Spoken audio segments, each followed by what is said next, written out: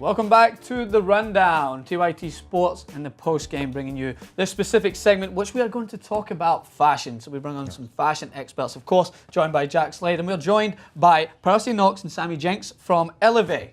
How are you guys doing? Very good. How are you? I cannot stop looking at the blazer you guys have brought in for us. It just looks awesome. I also want to take it home after this. Can I do that? Just your size. We can talk about that. So we want to talk about the NBA postseason, right? Yes. So this seems it's somewhat a spectacle these days because you've got guys like Russell Westbrook who likes to be so elaborate with his fashion and make statements at these press conferences. Quick question for you guys. So why do you think that the NBA players like press conference has become such an opportunity to show off style? Well, it basically throughout the year, if they don't have that opportunity, hopefully they're not sitting on the sidelines Yes. with an opportunity to do that. This is their chance to really kind of take a trend that maybe they're interested in and put it out there and show the world kind of what their personal style is. Yeah, and I mean, in the past, I've noticed in most sports, it seems like this is becoming more of a phenomenon. I would refer to you, I got guys outside like David Beckham, someone who I just hold in the highest regard in terms of style, and whenever he would be in a press conference, he would just dress amazing, and it happens in the NBA as well. I know you guys have worked with the likes of Dwight Howard, right? So someone like him who also makes great statement with his fashion. Let's walk through some of the things that you think you'll see in this year's conference, because we have big florals, chunky florals, blocking, which I have actually talked about. It's a mini block style. Yeah. So why don't you guys talk us through, what do you expect to see from this year's press conference? I do, exactly. Exactly Yes, we expect to see kind of exaggerated, bold plaids. The florals are still really hot for the season, especially moving into spring and summer ahead of us. Blue has been a major color for the season, and I think you'll still see that, especially since you saw a lot of it on the runways at the Academy Awards. Yes. However, red, you know, the reds and the berry colors and the mauves, I think we'll also get a taste of those too, and they look great. Yeah. They look great on camera. I also think that you're going to see a lot more sportswear Yeah. this time around. I think that's something that's pretty big. It's a big trend that's happening, you know, from custom joggers all the way up to bomber jackets like this. Yeah. You're going to see, I think, a bit more of that at some of these press conferences. Yeah, and I've noticed that style before. I work generally in fashion and like to just keep touch with all the trends that are going on. Alexander Wang, who joined in with H&M, he decided to bring out this sports line, which was also trendy to wear in many events. Like he would have the joggers, as you said, with the string bottoms that are on there, and this kind of swimsuit vibe that was going on, but everyone bought into it. It was awesome. So that's something that you definitely think you could see out there. So why don't you talk a bit about the people that you've worked with? I know we mentioned Dwight Howard. Who are some of the notable names that you've dressed for these press conferences / runways, which they've turned into be? Runway. Yeah. So are we talking just NBA or are we Well, I mean, with the talking- NBA postseason coming up, we can stick to Yeah. NBA, but you can also go on to many other notable names. Got it. Okay.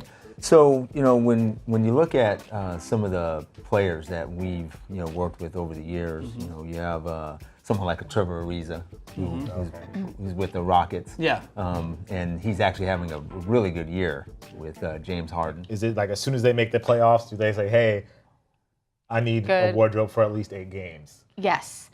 Typically, if you have someone who definitely wants to dress, you know, and have something for each game, you will get that call early because they want to make sure that they have the clothes on time.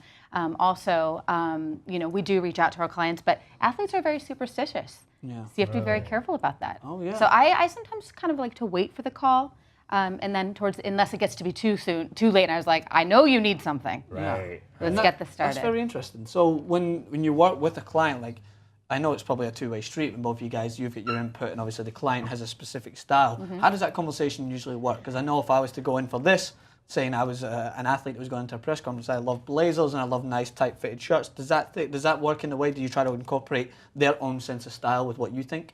Completely. Yeah. As a designer and stylist, what your job is to do is to tap into and nurture your client's personal style to really make sure that their personal style comes out, but that they're also kind of maybe taking a few chances. Yes. And you know, this is a perfect opportunity to do that because it's expected. Yeah. You know, this has now become a playing field where people and viewers are looking to see what's so-and-so going to wear, you know, Yeah. what's Dwight going to wear for those conferences. Yeah, So and they expect a lot. As we mentioned, it sort of became like a runway now, right? Yeah. It's honestly the way it works out, and as I mentioned, it's all through sports. Sometimes I have to admit, I don't want to put anyone on blast sometimes, I'm a little bit put off by the way, Right. someone like Russell Westbrook, who I admire for his, I would have to say his flamboyance in the way that he likes to put across his fashion statement right to your face. Like he'll wear leopard print trousers with like a complete, like maybe like a pink blazer or something like that. Like he goes all out. What is your take when you see someone like that who has such elaborate style? Do you go along with it, or do you try and adjust them to be more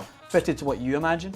Well, I think you try to do both. Yes. You know, you have certain visions that you want to see your clients in, but then they also have their own kind of idea or perception of what they want to do. So you try to somehow maybe meet in the middle. Yeah. You know, we've had a few times to convince guys that we need to go in a different direction. Yeah. You know, Yeah. and it's usually worked out. Yeah. So Russell's, I would say, more of the risk taker, like more fashion forward in as far as the NBA goes. Are there a lot of guys like that in the NBA that really want to help, that want to push the envelope?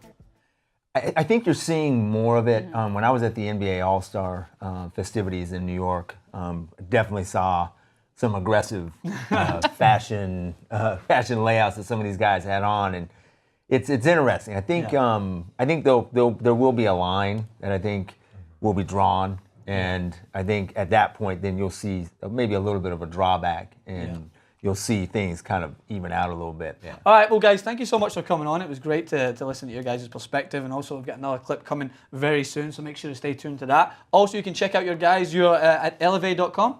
That is that correct. the website? Yes. And you guys specialize in, of course, custom clothing, lifestyle. As you said, you do more than just the formal suits, but you have like sports clothing as well, which I will definitely be looking into. So if you see me in a blazer like this, you know where I got it from. So thank you for tuning in to the Rundown, brought to you, of course, by 2IT Sports and the Postgame. You can check out the Postgame at thepostgame.com. Also their YouTube channel, youtube.com/thepostgame. And thanks again, guys. Thank you. Thank you.